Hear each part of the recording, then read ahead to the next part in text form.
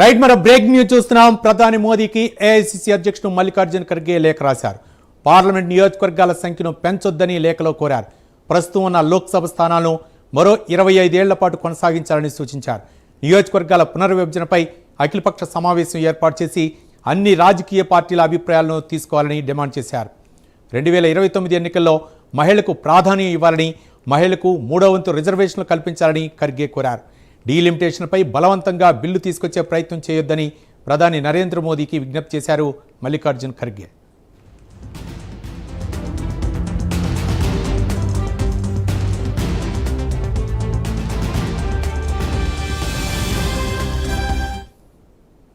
ప్రధాని మోదీకి ఏఐసీసీ అధ్యక్షుడు మల్లికార్జున్ ఖర్గే లేఖ రాశారు. పార్లమెంటు నియోజకవర్గాల సంఖ్యను పెంచొద్దని లేఖలో కోరారు. ప్రస్తుతం ఉన్న లోక్సభ స్థానాలను మరో 25 ఏళ్ల పాటు కొనసాగించాలని సూచించారు.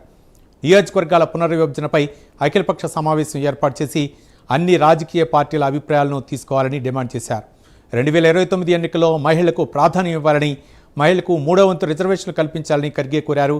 డీలిమిటేషన్పై బలవంతంగా బిల్లు తీసుకొచ్చే ప్రయత్నం చేయొద్దని ప్రధాని మోదీకి విజ్ఞప్తి చేశారు మల్లికార్జున్ ఖర్గే.